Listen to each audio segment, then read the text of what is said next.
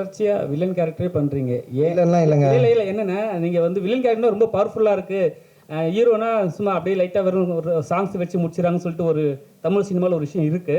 அது எப்படி பார்க்குறீங்க? எங்கள் சண்டை தாங்க இருக்கிறதுலே கஷ்டம் படத்தில், ஸ்டண்ட்டு தான். அப்படி இல்லை. நான் இப்போ நான் இன்னொன்று சொல்கிறேன் உங்களுக்கு, இன்னொரு இன்ஃபர்மேஷன் எடுத்துங்க. நான் இதுக்கப்புறம் வந்து ரொம்ப கேரக்டர்ஸ் பண்ண போகிறதில்ல. நான் வந்து அதுக்கு என்னென்னா அதுக்கு ரீசனும் வந்து இங்கே நான் வந்து அது ரொம்ப ஹெல்த்தியாக இல்லைன்றதை ஃபீல் பண்ணுறேன். ஏன்னா வந்து இப்போது நான் கேரக்டர்ஸ் பண்ணுறது ரெடி. ஏன்னா இன்றைக்கி நான் சாப்பிட்ற சாப்பாடு நான் பண்ண கேரக்டர் தான் எனக்கு சோறு போட்டுட்ருக்கு. ஸோ அதனால் வந்து அதை நான் மறக்க மாட்டேன். கேரக்டர் ரொம்ப முக்கியமான விஷயம் தான். பட் ஆனால் என்னென்னா இது வந்து இங்கே இப்போ மலையாளம் எடுத்திங்கன்னா எக்ஸாம்பிள் நான் சொல்லுவேன், சில ஆக்டர்ஸ் வந்து மல்டி ஸ்டாரர் பண்ணுவாங்க. இங்கேயும் இருக்குது, இல்லைன்னு சொல்ல மாட்டேன், ரொம்ப கம்மியாக இருக்குது. மல்டி ஸ்டாரர் பண்ணுவாங்க, திடீர்னு வந்து பார்த்தீங்கன்னா ஒரு பெரிய படத்தில் சின்ன ரோல் நடிச்சிருப்பாங்க, நெகட்டிவ் பண்ணுவாங்க. ஆனால் அவங்கள வச்சு ஹீரோவாக 2-3 படம் வரும். இங்கே வந்து என்னென்னா ஒரு படம் நம்ம கேரக்டர் பண்ணிட்டோம், இப்போ இந்த மாதிரி நெகட்டிவ் ரோல்ஸ் பண்ணுறோம், இல்லை பண்ணுறோம், உடனே அதே மாதிரி கூப்பிடுறது. எல்லா படமும் அதே மாதிரி தான். எழுதுறதுக்கு மாதிரி சாவுன்னு வந்தால் என் பேர் எழுதிடுவாங்கன்னு நினைக்கிறேன். ஸோ அதே மாதிரி வர்றது. ஸோ அதோட பஞ்சாயத்தாகவும் இருக்குது. நான் பரவாயில்ல, அது நான் நமக்கு இப்போ நல்லா நடித்தா பாராட்டுறாங்களா, அதை ஏற்றுக்கணும்னா கலாச்சாரம் ஏற்றுக்கணும், கிண்டல் பண்ணாலும் ஏற்றுக்கணும், அதை நான் கண்டிப்பாக ஏற்றுக்கிறேன். பட் சொல்கிற விதம் இருக்குது, அது நல்ல விதமாக சொன்னாங்கன்னா கண்டிப்பாக ஏற்று நான் மாற்றிப்பேன். ஸோ வந்து என்னென்னா, ஸோ அதனால் அந்த பிரச்சனை இருக்கிறதால என்னென்னா, இப்போ வந்து நம்ம கேரக்டர் பண்ணும்போது இப்போ நார்மலாக ஒரு படம் வச்சுங்க, பெரிய ஹீரோஸ் படம்லாம் வேணாம், அதெல்லாம் நார்மலாக ஒரு படம் பண்ணுறாங்க. அந்த படம் பண்ணுறாங்க, இப்போ அந்த படத்தில் வந்து யாருனாலும் ஹீரோவாக நடிக்கலாம். இப்போ ஒரு புது ஹீரோ நடிக்கிறாருன்னு வச்சிங்களா, ஒரு நார்மலாக ஒரு ஹீரோ நடிக்கிறாங்க, அதுலேயுமே நம்ம செகண்டரியாக தான் எழுதுறாங்க, செகண்ட் கேட்டகிரிலேயே வச்சுருக்காங்க. ஸோ அது வந்து கொஞ்சம் டிஸ்டர்பிங்காக இருக்குது. I don't feel that is healthy. எனக்கு அது செட் ஆகலை. ஸோ அதனால் நான் வந்து இதுக்கப்புறம் ரொம்ப எக்ஸ்ட்ரீம்லி சூஸியாக, ரொம்ப கரெக்டாக இருந்தால், ரொம்ப சூப்பராக இருந்தால் மட்டும்தான் கேரக்டர்ஸ் பண்ணுவேன், லீடாக தான் பண்ணலான்னு முடிவு எடுத்திருக்கேன். அதில் என்னவா நடிச்சிருக்கீங்க, எப்படி வந்திருக்கு? ஏன்னா இந்த பேர் வந்து அவ்வளோ பவர்ஃபுல்லான பேர். மெட்ராஸ் படம் பேர் மெட்ராஸ்காரன். நானாக ஒரு புதுக்கோட்டைக்காரனாக நடிச்சிருக்கேன் இதில். அது ஃபஸ்ட்டு ஒரு வித்தியாசமான விஷயந்தான். கண்டிப்பாக எல்லா படமும் ஹிட் ஆகணும், எல்லாருக்கும் பிடிக்கணும், பெரிய லெவலில் வரவேற்பு பெறணும் தான் படம் பண்ணுறோம், எல்லாருமே பண்ணுறாங்க. அதே மாதிரி தான் மெட்ராஸ்காரனும் ரொம்ப நேர்மையாக ஜெனுவனாக எல்லாரோட உழைப்பும் போட்டு எல்லாம் பண்ணியிருக்கோம். கண்டிப்பாக நீங்கள் பார்த்துட்டு சொல்லுங்கள், எல்லாருக்கும் பிடிக்கும்னு நாங்கள் நம்புகிறோம். என் கேரக்டருமே கண்டிப்பாக எல்லாருக்கும் பிடிக்கும். கொஞ்சம் அதான் நல்லாயிருக்கும், பவர்ஃபுல்லான ஒரு இதுதான், ஒரு லீட் தான், நல்லாயிருக்கும் பாருங்கள். சரி, ஸோ இந்த நீங்கள் சாங் அந்த டான்ஸுக்கெலாம் நல்லா ஃபேமஸ் தமிழ்நாட்டில், எல்லாருமே லைக் பண்ண ஆரம்பிச்சிட்டாங்க. ஸோ மெட்ராஸ்காரன்லேயும் அந்த சாங் பயங்கர பவர்ஃபுல்லாக போயிட்டுருக்கு, மேட் இது. ஆனால் சாம் சிஎஸ் வந்து அந்த ஆர்டிஎக்ஸ் ஒரு சக்ஸஸ் மீட் வச்சிங்கல்ல, அதுக்கு கூட என்னால் உள்ளே போக முடியல அப்படின்னு சொன்னார். அதே போல் இங்கேயும் சாம் சிஎஸை பார்க்கவே முடியல உங்கள் மெட்ராஸ்காரன் படத்துக்கு, என்ன காரணம்? Why is he not here? But he was there, no, for the last event. Teaser launch ku vandha raha. Even Pooja padam Pooja ku vandha teaser launch ku. Ipo oru Sri Lanka il irukku. நிறைய படம் பண்றாங்க. கலைஞர்கிட்ட கொடுங்க இங்கே. ஆனால் இப்போ நீங்கள் ஸ்டேஜில் சொன்னீங்க, ஸ்டேஜில் பார்ட்டியாக உட்காந்துருக்காங்களே ஃபர்ஸ்ட் ரோவில், ஸ்டேஜில் சொன்னீங்க பெரிய படங்கள்லாம் வந்து சின்ன படங்களை வந்து டோட்டலாக அழுத்திடுறாங்கன்னு நீங்கள். சரி, இப்போ வந்து நீங்கள் சொல்கிற விஷயம் வந்து நல்ல புதுசாக இருக்குது. இது யாருக்கிட்ட எடுத்துன்னு போனால் சரியாக இருக்கும்? ஏன்னா நீங்கள் எல்லாருமே இண்டஸ்ட்ரியில் எல்லாருமே, எல்லா கவுன்சிலுமே, நடிகர் சங்கம், தயாரிப்பாளர் சங்கம், இயக்குனர் சங்கம் எல்லாருமே ஒன்றா உட்காந்து பேசி ஒற்றுமையாக அந்த மாதிரி ஒரு முடிவு எடுத்தால் நல்லாயிருக்கும். கண்டிப்பாக அது வந்து என்னென்னா, இப்போ நீங்கள் ஒரு படம் வரலன்றது வந்து எனக்குமே வருத்தமாக தான் இருக்குது. நானுமே ரொம்ப, ஏன்னா மகிழ் திருமணி சாரோட ஃபேன், அஜித் சாரோட பயங்கரமான, எனக்கு ரொம்ப பிடிக்கும் அவர். ஆனால் படத்துக்காக வெயிட் பண்ணேன். பட் வரலன்னொடனே இவர் எடுத்தோடனே தேங்க்ஸ் வர சொல்லிட்டாரு. 10 படம் வருதுன்றது ஓகே, பட் ஆனால் வந்து இப்போ 10 படம் வெயிட் பண்ணுறதுக்காக லாஸ்ட் மினிட்ல வரணும். இப்போ நிறைய படங்கள் வரணும்னு ட்ரை பண்ணியிருந்துருக்கலாம். அவங்க வரலன்னு, பெரிய படம் வரலன்னு தெரிஞ்சோன்னே அவங்க போஸ்ட் ப்ரொடக்ஷன் ஒன்றும் ஃபாஸ்ட் பண்ணியிருப்பாங்க.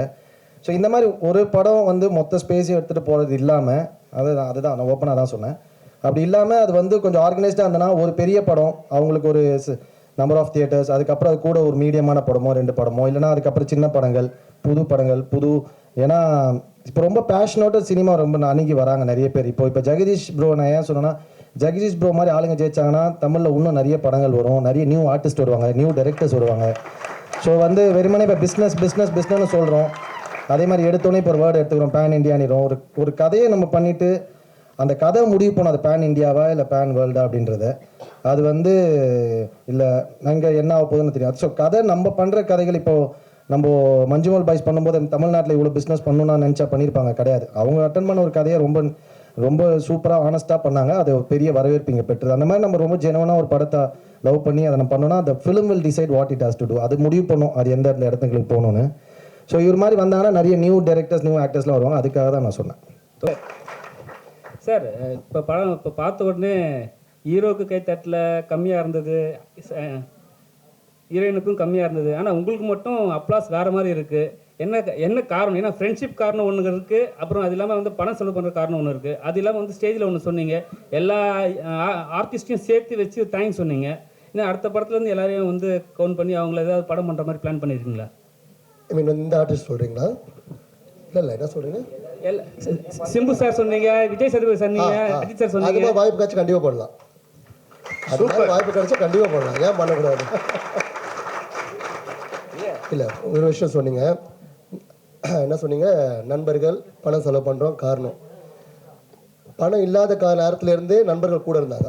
நான் ஒரு விஷயம் சொன்னேன்,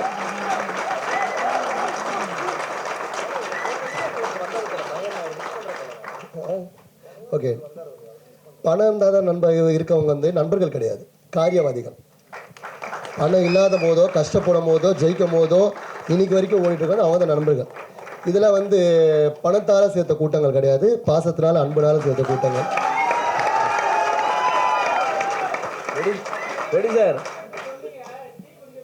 ஆமாம் ஆமாம் அன்னைக்கும் அதான் அந்த கதைக்கு வந்துட்டீங்க சொல்கிறேன். ஏன்னா இந்த கேள்வி என்கிட்ட இந்த ஒரு 3 days பேக் கேட்டாங்க. நான் டீ விற்குத்தேன்னு சொன்னேன் பார்த்தீங்களா, நான் டீ விற்கும் போதும் என் கூட வந்து ஒரு நண்பன் தான். நான் வந்து அப்போ பேக் எடுத்துட்டு வரேன்னு சொன்னேன். அவன் வந்து வேணாண்டா நீ இருறா நான் எடுத்துருவான்னு சொல்லிட்டு அவன் கூட தூக்கின்னு போகிறான். அந்த நண்பன் கார்த்திக் இங்கே தான் இருப்பான், இதோ இங்கே தான் இருக்கான் பாருங்க, கூட எடுத்துட்டு வரான் பாருங்க, அவன் தான் அந்த கார்த்திக். ஸோ நண்பர்கள் வாழ்க்கையில் ரொம்ப முக்கியம் பிரதர். பணம் இருந்தாலும் சரி இல்லைனாலும் சரி, வசதியாக இருந்தாலும் சரி, உயரத்து இருந்தாலும் சரி, நண்பன் எப்போ வாழ்க்கையில் முக்கியம். நம்ம எதுவுமே நம்மளோட சந்தோஷத்தை எல்லாரும் ஷேர் பண்ணுவோம், கஷ்டத்தை நண்பர்கிட்ட மட்டும் தான் சொல்லுவோம். ஸோ அது மாதிரி சேர்த்த கூட்டங்கள் தான். சொல்லுங்க பிரதர். என்ன ப்ரொடியூசர் கதெல்லாம் கேட்டிங்களா? நெக்ஸ்ட் ஹீரோ ஆயிடுவீங்க போல் இருக்கே. ஐயோ பார்த்தா அதுவும் வாலி தான் எடுப்பாரா? யாரு? அதெல்லாம் எதுவும் இல்லைங்க. இல்லை முதல்ல இப்போ எடுத்த படத்தை எவ்வளோ கஷ்டப்பட்டு எடுத்திருக்கோம். அதான் 10ஆம் ரிலீஸுக்குன்றது சடனாக பிளான் எடுத்து பண்ணி ஒர்க்கு நிறைய இருக்குது, நிறைய போக வேண்டியது இருக்குது, போக வேண்டிய தூரங்கள் நிறைய இருக்குது. முதல்ல அதை பற்றி யோசிப்போம், அடுத்த படத்தை பற்றி யோசிப்போம், அப்புறம் என்ன நடக்குதுன்னு பார்ப்போம். இல்லை இதில் மேடியோட சாங் அந்த மணிரத்னம் சார் காதல் சடுகுடு, ஸோ அதை யார் சூஸ் பண்ணது ஃபர்ஸ்ட்டு? ஏன்னா அவ்வளோ அழகாக இருக்குது, லைட்டிங் அந்த இதெல்லாம் நல்லா இருக்குது, டான்ஸிங்கும் பர்ஃபெக்டாக இருந்தது. பட் இது டைரக்டர் மட்டும்தான் யோசிச்சாரா இல்லை நீங்கள் சொல்லி? இல்லை நானும் அவரை டிஸ்கஸ் பண்ணது தான். டிஸ்கஸ் பண்ணது அந்த சாங்கு. பட் ஆனால் இந்த சாங் வந்து ஃபஸ்ட்டு வந்து சூஸ் பண்ணது வேற ஒரு சாங் போகலான்னு நினச்சோம். அதே அலைப்பாயுதே படத்தில் ஃபஸ்ட்டு சாங் அந்த கல்யாண சாங் வரும் பாருங்க, அதில் அந்த சாங் தான் சூஸ் பண்ணி போகலான்னு இருந்தோம். சார் அதை விட வந்து காதல் சோடு நல்லா இருக்கேன்னு சொல்லிட்டு ஹீரோ அப்புறம் டேரக்டரு எல்லாம் டிஸ்கஸ் பண்ணிட்டோன்னு அப்புறம் கடைசியாக வந்து இந்த பாட்டே போகலாம் அப்படின்னு சொல்லி சூஸ் பண்ணது அந்த சாங். சரி, இங்கே சென்னையில் வந்து பார்த்தீங்கன்னா மெட்ராஸ்காரன் வந்து ஸ்லாங் வந்து வேறு லெவலில் இருக்கும், கேள்விப்பட்டிருக்கீங்களா? ஜஸ்ட் இப்படி தட்டிட்டு பைக்கில் ஏதாவது போயிட்டாவே வேறு மாதிரி வாய்ஸ் வரும். ஸோ அதெல்லாம் நீங்கள் கேட்டிங்களா? டைரக்டர் உங்களுக்கு எக்ஸ்பிளைன் பண்ணாரா? மெட்ராஸ்காரன்னா யாருன்னு சொன்னாரா? படத்தில் அந்த மாதிரி யூஸ் பண்ணியிருக்காங்களா உங்களை? ஓரளவுக்கு இருக்கு. அந்த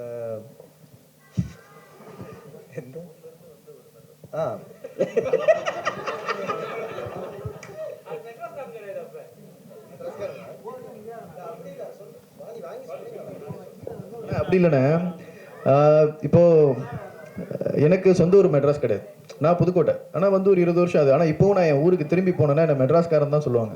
மெட்ராஸ்காரன் வந்துட்டான், மெட்ராஸ்காரன் கிளம்பிட்டான், இப்படி தான் சொல்லுவாங்க. ஸோ அதுதான் நான் எடுத்துக்கிட்ட ஒரு ஐடென்டிட்டி. இன்னொன்று, சினிமாவில் எப்படி சொல்கிறது, காலங்காலமாக காமிக்கிற அந்த மெட்ராஸ் தமிழுக்குள்ளே நாங்கள் போகல. நீங்களும் நானும் எல்லாரும் பேசுகிற ஒரு வழக்கு தமிழுக்குள்ளே தான் அந்த படம் ட்ராவல் ஆகுது. ஸோ இதுதான் கலைனா. இல்லை ஆக்சுவலாக எல்லாம் நீங்கள் அங்கே சொல்லும் போது மலையாளத்துலேருந்து இங்கே வராங்க, தெலுங்குலேருந்துலாம் வராங்க அப்படின்னு சொன்னீங்க. ஆனால் தமிழ் சினிமாவில் பார்த்தீங்கன்னா 2ஆக பிரிஞ்சிருக்கு. அதை எப்படி பார்க்குறீங்க? தமிழ் சினிமாவில் படங்கள் வந்து ஜாதி ரீதியாக ஆயிடுச்சு. இப்போ மெட்ராஸ்காரன் அந்த லிஸ்ட்டில் இல்லை, பட் ஆனால் உங்களுக்கு தெரியும், அதனால தான் ஸ்பெசிஃபிக்காக உங்ககிட்ட இல்லைங்க. நம்ம அது கிடையாது, நம்ம இன்க்ளூசிவ் பாலிடிக்ஸ் தான் பேசணும். என்னென்னா நம்ம யாரை ஒருத்தரை சரியாக காட்டுறோமோ அது பிரச்சனை இல்லை, யாரையுமே தவறாக காட்டக்கூடாது, அவ்வளோதான், சிம்பிள். ஓகேவா? ஸோ அது வந்து நீங்கள் பெருமை பேசுகிற, நான் என்ன சொல்கிறேன், உங்களை பற்றி நம்ம ஒருத்தரை பற்றி பெருமையாக பேசுனா அது அவங்கவுங்க இஷ்டம், அவங்க விருப்பம், அவங்களோட கல்ச்சராக இருக்கலாம், முறையாக இருக்கலாம், அது பிரச்சனை கிடையாது. பட் அதுக்காக நீ மற்றவங்கள தப்பாக காட்டக்கூடாது, மற்றவங்கள தாழ்த்தி காட்டக்கூடாது. அதுதான் லாஜிக், அவ்வளோதான், சிம்பிள். சூப்பர். என் மச்சான் வந்திருக்காங்க அங்கேருந்து, மனோஜ். ஆயிடா, நல்லா இருக்கா?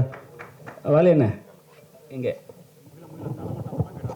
அண்ணா, இப்போ ஒரு டேரக்டருக்கு ஒரு கனவு ஒன்று இருக்கும், படம் ரிலீஸ் ஆகுறதுன்ட்டு. ஆமா. ஆனால் என்னன்னா பொங்கலுக்கு ரிலீஸ் ஆகுறது வந்து பெரிய கனவு. அது யாருக்கும் ரிலீஸ் ஆகுது வாய்ப்பே கிடையாது, ரொம்ப கஷ்டம். ஏன்னா வந்து இப்போ இருக்கிற ஜென்ரேஷன் வந்து பெரிய பெரிய ஆக்டர்ஸ் மட்டும்தான் பண்ணுறாங்க. இப்போ வந்து உங்கள் மனநிலை எப்படி இருக்குது? அதுக்கு முழுக்க முழுக்க காரணம் எங்கள் ப்ரொடியூசர் தான். ஸோ அவருக்கு தான் நான் பெரிய தேங்க்ஸ் சொல்லணும். பொங்கலுக்கு நம்ம படம்லாம் வருமா அப்படின்னு யோசிப்போம்ல, ஸோ அதை சாத்தியப்படுத்தி காமிச்சிருக்காரு.